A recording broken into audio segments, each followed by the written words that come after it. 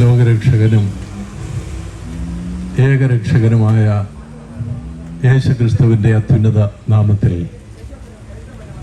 അതിപൂജിത നാമത്തിൽ ഞങ്ങളെ ശ്രമിക്കുന്ന ഏവർക്കും ഞങ്ങളുടെ സ്നേഹവന്ദനം. കർത്താവിൻ്റെ സ്നേഹവചസ്സുകൾ ഈ ദേശവാസികളുമായി പങ്കുവയ്ക്കുവാൻ ഞങ്ങൾക്ക് അതിയായ സന്തോഷമുണ്ട്. എന്തെന്നാൽ ദൈവത്തിൻ്റെ വചനം മനുഷ്യരെ വിശുദ്ധീകരിക്കുന്നതാണ്. ദൈവത്തിൻ്റെ വചനം മനുഷ്യർക്ക് ജീവൻ നൽകുന്നതാണ്.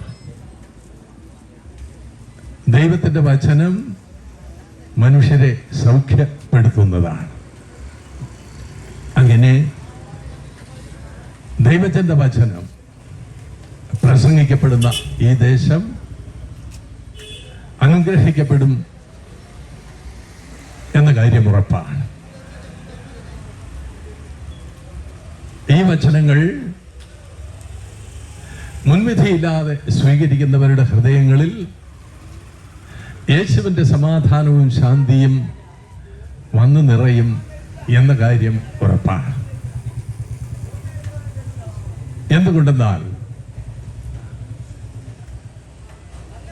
ദൈവം പറയുന്നു, മനുഷ്യന്റെ നാവിൽ നിന്നൂടെ വരുന്ന വചനങ്ങളിലൂടെ, മനുഷ്യൻ പറയുന്ന വചനങ്ങളിലൂടെ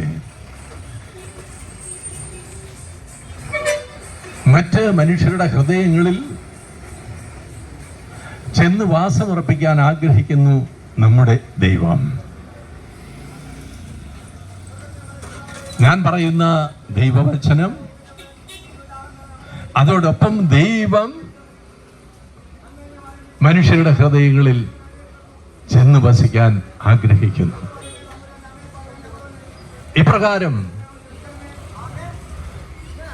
മനുഷ്യർക്ക് ശാന്തിയും സമാധാനവും സ്നേഹവും ഐക്യവും സംലഭ്യമാക്കാൻ ദൈവത്താൽ അയക്കപ്പെട്ട വചന ദൂത് ഈ ദേശവാസികൾക്കും അനുഗ്രഹപ്രദമാകും എന്നുറപ്പ് അങ്ങനെ തന്നെ ഭവിക്കട്ടെ എന്ന് ഞങ്ങൾ പ്രാർത്ഥിക്കുന്നു. യേശുക്രിസ്തു ഭൂമിയിൽ മനുഷ്യരോട് കൂടെയായിരുന്ന അവസരത്തിൽ ഒരു മനുഷ്യൻ അദ്ദേഹത്തെ സമീപിച്ച് ചോദിച്ചു, രക്ഷ പ്രാപിക്കാൻ ഞാൻ എന്ത് ചെയ്യണം? രക്ഷ പ്രാപിക്കാൻ ഞാൻ എന്ത് ചെയ്യണം? അവിടുന്ന് പറഞ്ഞു, തിരുവചനങ്ങളിൽ രക്ഷയെ സംബന്ധിച്ച ദൈവവചനം ദൈവം എന്ത് പറയുന്നു എന്ന് നോക്കുക, അതനുസരിച്ച് പ്രവർത്തിക്കുക. അപ്പൊ രക്ഷയ്ക്ക് ഏറ്റവും അടിസ്ഥാനമായി ഒന്നാമത് വേണ്ടത്, ഒരുവൻ തൻ്റെ സർവശക്തിയോടും പൂർണ്ണ ഹൃദയത്തോടും പൂർണ്ണ ആത്മാവോടും കൂടെ ദൈവത്തെ സ്നേഹിക്കണം. നമുക്കത് മനസ്സിലാകും. എന്തുകൊണ്ടെന്നാൽ ഈ ഭൂമിയും ഇതിലുള്ളവയെല്ലാം മനുഷ്യർക്കായി സൃഷ്ടിച്ച് അവർക്കായി നൽകിയ ദൈവം, അതിലുപരി മനുഷ്യനെ സൃഷ്ടിച്ച് തൻ്റെ ഛായയിലും സാദൃശ്യത്തിലും മനുഷ്യനെ സൃഷ്ടിച്ച് ഈ സൗഭാഗ്യങ്ങൾ അനുഭവിക്കാൻ ഇവിടെ നിയോഗിച്ച ദൈവം, അവിടുന്ന് മനുഷ്യരുടെ സ്നേഹം ഏറ്റവും അധികം അർഹിക്കുന്നു. അവിടുന്ന് പറഞ്ഞു, ഇതിൽ ഒട്ടും അപ്രധാനമല്ല നിങ്ങളെപ്പോലെ നിങ്ങളുടെ അയൽക്കാരനെ സ്നേഹിക്കണം. അയൽക്കാരൻ എന്ന് പറഞ്ഞാൽ തൊട്ട് താമസിക്കുന്ന ആള് എന്ന അർത്ഥത്തിലല്ല. അയൽക്കാരൻ എന്ന് പറഞ്ഞാൽ നിന്നെപ്പോലുള്ള മനുഷ്യജീവികളെ, സഹജീവികളെ സ്നേഹിക്കണം. ഇപ്രകാരം നിന്നെപ്പോലെ നിന്റെ അയൽക്കാരനെ സ്നേഹിക്കുക, നിന്നെപ്പോലെ സഹജീവിയെ സ്നേഹിക്കുക എന്ന ഒരു കാര്യം പലപ്പോഴും മനുഷ്യർക്ക് കഴിയാതെ വരുന്നു എന്നതുകൊണ്ടാണ് ലോകത്തിൽ ഇത്രമാത്രം പ്രശ്നങ്ങളും പ്രതിസന്ധികളും ശത്രുതയും ഭിന്നതയും യുദ്ധവും എല്ലാം ഉണ്ടാകുന്നത് എന്ന് നമുക്കറിയാം. മനുഷ്യർ ദൈവം ആഗ്രഹിക്കുന്നത് പോലെ പരസ്പരം സ്നേഹിച്ചാൽ ലോകത്ത് ശാന്തി ഉണ്ടാകും, സമാധാനമുണ്ടാകും, മനുഷ്യർ തമ്മിൽ ഹൃദയ ഐക്യമുണ്ടാകും. ഇവിടെ ഒറ്റവാക്കിൽ പറഞ്ഞാൽ ദൈവ രാജ്യം സംജാതമാകും മനുഷ്യർ പരസ്പരം സ്നേഹിച്ചാൽ. ഇപ്രകാരം മനുഷ്യൻ തന്നെ പോലെ തൻ്റെ അയൽക്കാരനെ അല്ലെങ്കിൽ അപരനെ സ്നേഹിക്കണമെങ്കിൽ ഒന്നാമത് ഒരു മനുഷ്യൻ എന്ന നിലയിൽ താൻ ആരാണ് എന്നറിയണം. തൻ്റെ വില എന്ത് എന്നൊരുവൻ അറിയണം. മനുഷ്യൻ സ്വന്തം വില അറിയുമ്പോഴാണ് അവന് അപരന്റെ വിലയെക്കുറിച്ച് ബോധ്യമുണ്ടാകുന്നത്, അപരനെ തന്നെ പോലെ വിലയുള്ളവനായി കാണാൻ കഴിയുന്നത്. ദൈവത്തിന്റെ തിരുവചനമായ ഈ ബൈബിളിൽ പറയുന്നു, മനുഷ്യൻ സൃഷ്ടിയുടെ മകുടമാണ്, കിരീടമാണ് എന്ന്. സൃഷ്ടിയുടെ കിരീടമായി, സകല സൃഷ്ടികളുടെയും കിരീടമായി, മകുടമായി ദൈവം സൃഷ്ടിച്ച് ആക്കിയിരിക്കുകയാണ് മനുഷ്യനെ. അത് എപ്രകാരമെന്നോ തന്റെ ഛായയിലും സാദൃശ്യത്തിലുമാണ് മനുഷ്യനെ സൃഷ്ടിച്ചത്. ഛായ എന്ന് പറയുന്നത് നമുക്കറിയാം, അപ്പനും മകന്റെ അതേ ഛായയാണ് എന്ന് പറഞ്ഞാൽ നമുക്കത് എളുപ്പത്തിൽ മനസ്സിലാക്കും. കാഴ്ചയിലുള്ള സാമ്യത അല്ലെങ്കിൽ ഒരുപോലെ ആയിരിക്കുന്ന അവസ്ഥ. എന്നാൽ സാദൃശ്യം എന്നത് മനുഷ്യന്റെ ആത്മാവിൽ ദൈവം നിക്ഷേപിച്ചിരിക്കുന്ന തന്റെ ദൈവിക മഹത്വത്തിന്റെ അംശം ആകുന്നു. മനുഷ്യർക്ക് ദൈവം നൽകിയ ഈ മഹത്വം മനുഷ്യരെ സംബന്ധിച്ച് തിരിച്ചറിയാതെ അവൻ തിന്മയുടെ ആസക്തികൾക്ക് വശംവദനായി ദൈവത്തിന്റെ സ്നേഹത്തിൽ നിന്ന് അകന്നപ്പോൾ അവനെ വീണ്ടെടുക്കേണ്ടതിനായി ദൈവം അവനെ തേടി വരുന്നതിന്റെ ചരിത്രമാണ് വിശുദ്ധ ബൈബിളിൽ വിവരിക്കുന്ന രക്ഷാകര ചരിത്രം, ക്രിസ്തുവിലൂടെ പൂർത്തിയാക്കപ്പെട്ട രക്ഷാകര ചരിത്രം. മനുഷ്യർക്ക് സ്വയമേവ രക്ഷിക്കുവാൻ കഴിയുകയില്ല എന്നതിനാൽ അവന്റെ വിമോചനത്തിനായി ദൈവം തന്നെ തന്റെ പുത്രനെ അയച്ചുകൊണ്ട് മനുഷ്യന്റെ വിമോചനം സാധ്യമാക്കി എന്ന കാര്യം നമ്മൾ തിരിച്ചറിയുക. ഇപ്രകാരം മനുഷ്യന് വിലയായി, ഓരോ മനുഷ്യനും വിലയായി തന്റെ ഛായയിലും സാദൃശ്യത്തിലും സൃഷ്ടിച്ച് സകല സൃഷ്ടികളുടെയും കിരീടമായി മകുടമായി ദൈവം സൃഷ്ടിച്ചാക്കിയ മനുഷ്യന് എന്ത് വിലയുണ്ട് എന്ന് നമ്മൾ മനസ്സിലാക്കണമെങ്കിൽ അവനെ വീണ്ടെടുക്കുവാനായി ദൈവം നൽകിയ വിലയെ സംബന്ധിച്ച് നമ്മൾ തിരിച്ചറിയണം. ആ വില എന്താണ്? പ്രിയമുള്ളവരെ, ലോകത്തിലുള്ള സകല ജനതകളുടെയും സകല മനുഷ്യരുടെയും വീണ്ടെടുപ്പിനായി ജാതി മത വർണ്ണവർഗ വ്യത്യാസങ്ങൾക്കപ്പുറം സകല മനുഷ്യരുടെയും വീണ്ടെടുപ്പിനായി ദൈവം തന്റെ ഏകജാതനെ വിലയായി നൽകി എന്ന് നമ്മൾ തിരിച്ചറിയണം. അപ്പോൾ ദൈവം നൽകിയ വില എന്താണ്? മനുഷ്യന് ദൈവം ഇട്ടിരിക്കുന്ന വില എന്താണ്? ദൈവം മനുഷ്യന് ദൈവത്തിന്റെ വിലയാണ് നൽകിയിരിക്കുന്നത് എന്ന് നമ്മൾ തിരിച്ചറിയണം. ദൈവത്തിന്റെ വിലയുള്ളവനാണ് ഞാനെന്ന് ഒരുവൻ തിരിച്ചറിയുമ്പോൾ തന്നെ പോലെ തന്നെയുള്ള അപരനും അതേ വില ദൈവം നൽകിയിരിക്കുന്നു എന്ന് തിരിച്ചറിയുമ്പോൾ തന്നെ തന്നെ സ്നേഹിക്കുവാനും അപരനെ സ്നേഹിക്കുവാനും മനുഷ്യന് കഴിയും. അവിടെ ശാന്തിയും സമാധാനവും സ്നേഹവും ഐക്യവും പുലരും.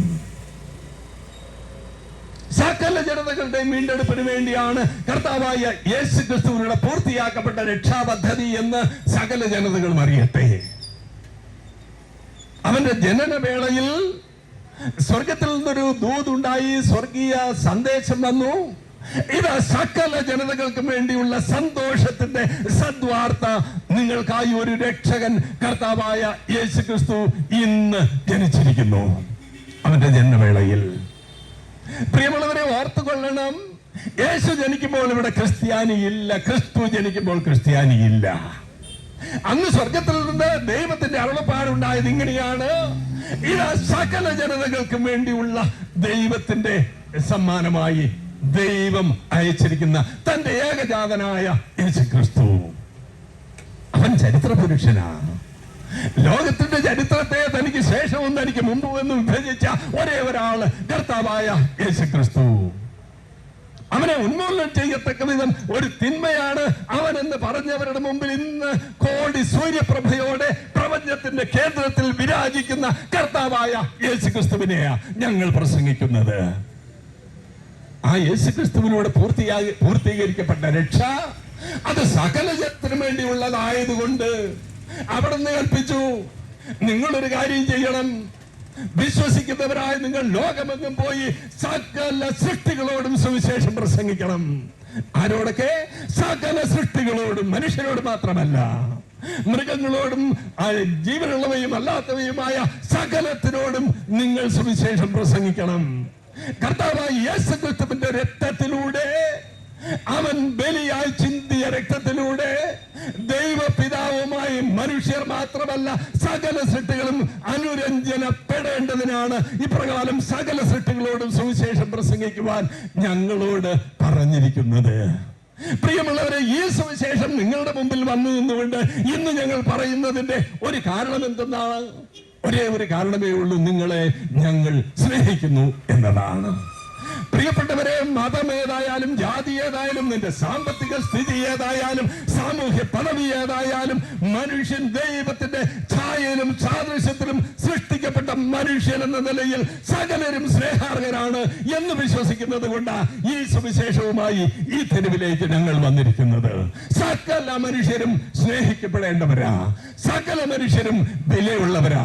ഞങ്ങളുടെ പരമാചാര്യനായ മാർപ്പാപ്പ പരിശുദ്ധ പിതാവ് ഫ്രാൻസിസ് മാർപ്പാപ്പ പറഞ്ഞു, ഈ ഭൂമി എന്ന് പറയുന്നത് സകല ജനതകൾക്കും വേണ്ടി ദൈവം ഒരുക്കിയിരിക്കുന്ന പൊതുഭവനമാണ്, എല്ലാവർക്കും വേണ്ടിയുള്ള. ഇവിടെ സകല മനുഷ്യർക്കും ജീവിക്കാൻ അവകാശമുണ്ട്. ഇവിടെ ദൈവം ഒരുക്കിയിരിക്കുന്ന സകല നന്മകളും എല്ലാവർക്കുമായിട്ടാണ് എന്ന് നമ്മൾ തിരിച്ചറിയണം. അങ്ങനെ ദൈവം ഈ ഭൂമി സൃഷ്ടിച്ച് അത് സകലർക്കുമായി അതിന്റെ സകല നന്മകളും വീതിച്ചു നൽകി സകല മനുഷ്യരും ആ നന്മകൾ അനുഭവിക്കണമെന്ന് ആഗ്രഹിച്ച് ഈ ലോകത്തിലേക്ക് അയച്ചിട്ട് മനുഷ്യർ പക്ഷേ എനിക്ക് മാത്രം മതി എന്ന് ചിന്തിക്കാൻ തുടങ്ങിയെടുത്ത്, അവരനെ അവഗണിക്കാൻ തുടങ്ങിയെടുത്ത്, എന്നെ പോലെ വിലയുള്ളവനാണ് മറ്റു മനുഷ്യരെന്ന് അറിയാൻ വൈകിയപ്പോൾ അവിടെ പ്രശ്നങ്ങളുണ്ടായി, പ്രതിസന്ധികളുണ്ടായി, യുദ്ധമുണ്ടായി, കലഹമുണ്ടായി, ഭിന്നതകളുണ്ടായി. ആ ഭിന്നതകൾ അവസാനിപ്പിച്ച് മനുഷ്യരെന്ന നിലയിൽ നമുക്ക് സ്നേഹിക്കാൻ കഴിയുമെന്ന് എല്ലാ വിഭാഗീയതകൾക്കും അപ്പുറം, മതജാതി വർണ്ണവർഗങ്ങൾക്കപ്പുറം മനുഷ്യരായതുകൊണ്ട് നമുക്ക് പരസ്പരം സ്നേഹിക്കാൻ കഴിയുമെന്ന് പറയുവാനാണ് ഞങ്ങൾ ഇവിടെ വന്നിരിക്കുന്നത്. ഈ സുവിശേഷ ദൂത് അടിസ്ഥാനപരമായി മനുഷ്യർക്കുള്ള സുവിശേഷമാണ്, എല്ലാ മനുഷ്യർക്കുമുള്ള സുവിശേഷം. ആ സുവിശേഷം, നല്ല വിശേഷം എന്ന് പറയുന്നത് ഓരോ മനുഷ്യരും, ഇവിടെ ഞങ്ങളെ കേൾക്കുന്ന സകല മനുഷ്യരും ദൈവം ക്രിസ്തുവിലൂടെ സാക്ഷാത്കരിച്ച രക്ഷ അനുഭവിക്കാൻ യോഗ്യതയുള്ളവരാണ്, അർഹരാണ് എന്നതാണ് ആ സുവിശേഷം. ക്രിസ്തു ക്രിസ്ത്യാനിയുടെ മാത്രം സ്വന്തമല്ല എന്ന് ജനതകൾ അറിഞ്ഞുകൊള്ളട്ടെ. ക്രിസ്തുവിലൂടെ പൂർത്തിയാക്കപ്പെട്ട രക്ഷ സകല ജനതകൾക്കുമുള്ളതാണെന്ന് സകല മനുഷ്യരും അറിഞ്ഞുകൊള്ളട്ടെ. ആ രക്ഷ നിങ്ങൾക്ക് നിഷേധിക്കുവാൻ ഇവിടെ ഞങ്ങളെ കേൾക്കുന്ന നിങ്ങളുടെ മതവിശ്വാസം ഏതായാലും ആർക്കും ആ രക്ഷ നിഷേധിക്കുവാൻ ആർക്കും അവകാശമില്ല എന്ന കാര്യം ഉച്ചൈസ്ഥരം പ്രഖ്യാപിക്കാൻ ഞങ്ങൾ ആഗ്രഹിക്കുന്നു. പ്രിയമുള്ളവരെ, എന്തുകൊണ്ട് ക്രിസ്തു എന്നല്ലേ? ആ ക്രിസ്തു പറഞ്ഞു, വഴിയും സത്യവും ജീവനും ഞാനാണ്. ലോകത്തിൽ ഒരാളെ അങ്ങനെ പറഞ്ഞിട്ടുള്ളൂ, അത് കർത്താവായ യേശു ക്രിസ്തുവാ. അവൻ പറഞ്ഞു, വഴിയും സത്യവും ജീവനും ഞാനാണ്. എന്നിലൂടെ അല്ലാതെ ആരും പിതാവിന്റെ അടുത്തേക്ക് കടന്നു ചെല്ലുന്നില്ല, നിത്യ ഭാഗ്യത്തിലേക്ക് കടന്നു ചെല്ലുന്നില്ല. അങ്ങനെ വഴിയും സത്യവും ഞാനാണ് എന്ന് പറഞ്ഞ കർത്താവായ യേശു ക്രിസ്തുവിനെ കുറിച്ച് നമ്മളിത് പറയുമ്പോൾ സ്വാഭാവികമായ ഒരു കാര്യമുണ്ടല്ലോ. മനുഷ്യകുലത്തിന്റെ വിമോചനത്തിന് അവൻ നൽകിയ വാഗ്ദാനത്തിന്റെ അടിസ്ഥാനം എന്താണ്? അവന്റെ നൽകിയ വാഗ്ദാനത്തിന്റെ അടിസ്ഥാനം അവൻ ദൈവമാണ് എന്നുള്ളതാ. ഒരുപാട് പേർക്ക് സംശയമാണ്. യേശുക്രിസ്തു ദൈവമാണ് എന്ന് വിശുദ്ധ ബൈബിളിൽ അവൻ എവിടെയെങ്കിലും പറഞ്ഞിട്ടുണ്ടോ? താൻ ദൈവമാണെന്ന് ക്രിസ്തു എപ്പോഴെങ്കിലും ആരോടെങ്കിലും പറഞ്ഞിട്ടുണ്ടോ എന്നൊക്കെ ചില തെറ്റിദ്ധാരണ ജനിപ്പിക്കുന്ന ചോദ്യങ്ങൾ ചോദിക്കുന്നതിനെ കുറിച്ച് നിങ്ങൾ ഈ സാമൂഹ്യ മാധ്യമങ്ങളിലും അല്ലാതെയും ഒക്കെ കാണുന്നുണ്ട്. പ്രിയമുള്ളവരെ, നിങ്ങൾ അറിഞ്ഞുകൊള്ളുക, 1000 തവണ തന്റെ തിരുനാവ് കൊണ്ട് തന്റെ അധരത്തിലൂടെ അവിടുന്ന് മൊഴിഞ്ഞിട്ടുണ്ട്, ഞാൻ ദൈവമാണ്, ഞാൻ ദൈവമാണ്. മനുഷ്യകുലത്തെ വീണ്ടെടുക്കുവാൻ, വിമോചിപ്പിക്കുവാൻ ശക്തിയുള്ള സർവശക്തനായ ദൈവമാണ് ഞാനെന്ന് അവിടുന്ന് ആവർത്തിച്ച് പറഞ്ഞിട്ടുണ്ട് എന്ന കാര്യം സകല മനുഷ്യരും അറിഞ്ഞുകൊള്ളട്ടെ.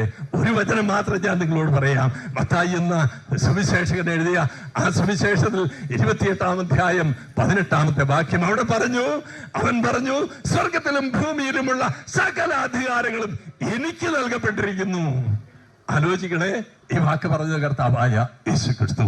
അവൻ പറഞ്ഞ എന്താ? സ്വർഗത്തിലും ഭൂമിയിലുമുള്ള സകല അധികാരവും എനിക്ക് നൽകപ്പെട്ടിരിക്കുന്നു. ആർക്കാണ് ഇങ്ങനെ സ്വർഗത്തിലും ഭൂമിയിലുമുള്ള സകല അധികാരങ്ങളും നൽകപ്പെട്ടിരിക്കുന്നു എന്ന് പറയാൻ കഴിയുന്ന മറ്റാരാണുള്ളത്? സ്വർഗത്തിന്റെ അധിപനായിരിക്കാൻ കഴിയുന്നവൻ ആരാണ് പ്രിയമുള്ളവരെ? സ്വർഗത്തിന്റെയും ഭൂമിയുടെയും അധിപനായിരിക്കാൻ കഴിയുന്നവൻ ഒരേ ഒരാൾ മാത്രം, കർത്താവായ യേശുക്രിസ്തു, ദൈവമായ കർത്താവായ യേശുക്രിസ്തു.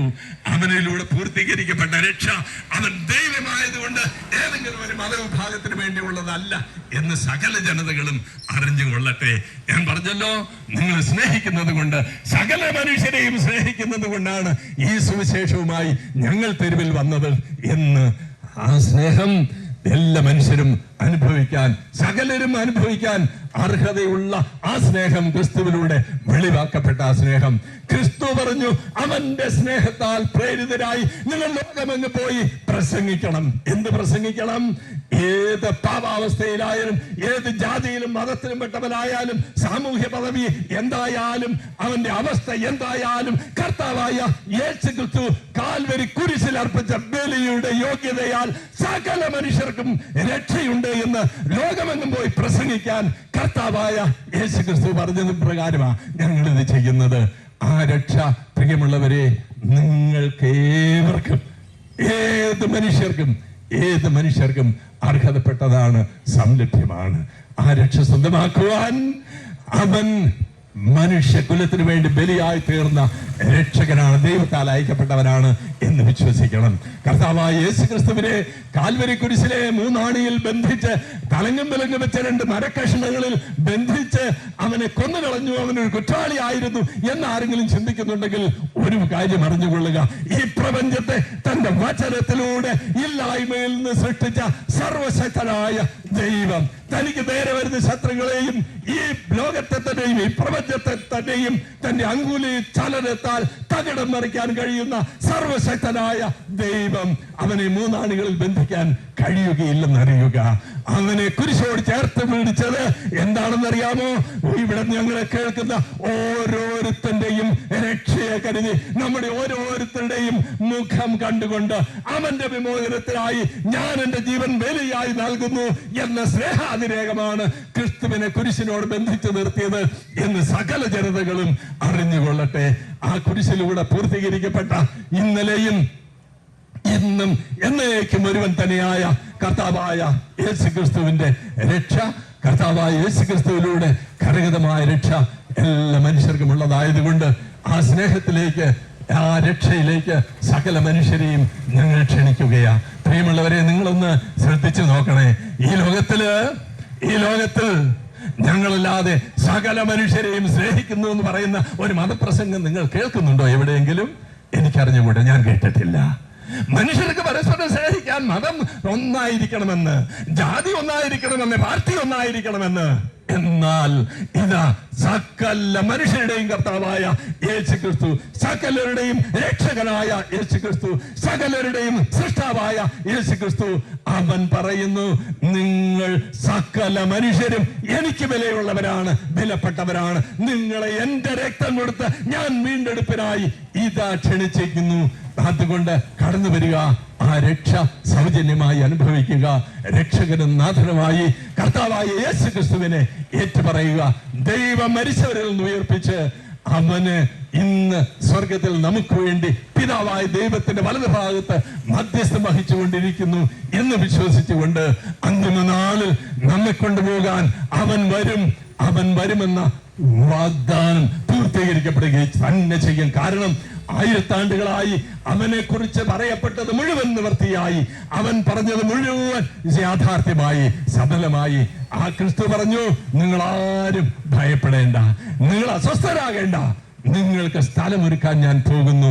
സ്ഥലമൊരുക്കി കഴിയുമ്പോൾ നിങ്ങളെ കൂട്ടിക്കൊണ്ടുപോകാൻ ഞാൻ വരും. എന്റെ പിതാവിന്റെ ഭവനത്തിൽ അനേകം വാസസ്ഥലങ്ങളുണ്ട് എന്ന് പറഞ്ഞ കർത്താവായ യേശു ക്രിസ്തു. പ്രിയമുള്ളവരെ, ഒരേ ഒരു കാര്യമുണ്ടല്ലോ, പിതാവിന്റെ ഭവനത്തിൽ പുത്രന്മാർക്കും പുത്രിമാർക്കുമാണ് യോഗ്യമായ അവകാശമുള്ളത്. അവിടെ വസിക്കാൻ പുത്രനും പുത്രിക്കുമാണ് അവകാശമുള്ളത്, മക്കൾക്കാണ് അവകാശമുള്ളത്. അതുകൊണ്ട് മക്കളുടെ പദവി സ്വീകരിക്കുവാൻ ദൈവമായ കർത്താവിലൂടെ പൂർത്തീകരിക്കപ്പെട്ട രക്ഷയുടെ അവകാശിയാകുവാൻ അവരെ രക്ഷകനും നാഥനുമായി ഏറ്റുപറഞ്ഞുകൊണ്ട് ഈ ലോകത്തിന്റെ വിമോചനത്തിനായി ദൈവമൊരുക്കിയ ഒരേ ഒരു രക്ഷാപദ്ധതി ക്രിസ്തുവിലൂടെയാണ് എന്ന് ഏറ്റുപറഞ്ഞുകൊണ്ട് അംഗീകരിച്ചുകൊണ്ട് എല്ലാ പ്രിയപ്പെട്ടവരെയും ആ രക്ഷയിലേക്ക് ഞങ്ങൾ സ്വാഗതം ചെയ്യുന്നു, ക്ഷണിക്കുന്നു. നമുക്ക് ഈ ഭൂമിയിൽ ഇവിടെ ആയിരിക്കുമ്പോൾ ജാതിക്കും മതത്തിനും അപ്പുറം മനുഷ്യരെന്ന നിലയിൽ പരസ്പരം സ്നേഹിച്ചുകൊണ്ട് ദൈവരാജ്യം ഇവിടെ സ്ഥാപിക്കാൻ പരസ്പരം കൈകോർക്കാം, നമുക്ക് പരസ്പരം സ്നേഹിക്കാം എന്ന് ആഹ്വാനം ചെയ്തുകൊണ്ട് തന്നെ ശ്രമിച്ചതിന് നന്ദി പറഞ്ഞുകൊണ്ട് അവസാനിപ്പിക്കുന്നു. ദൈവനാമത്തിന് മഹത്വം ഉണ്ടാകട്ടെ. ആമേൻ.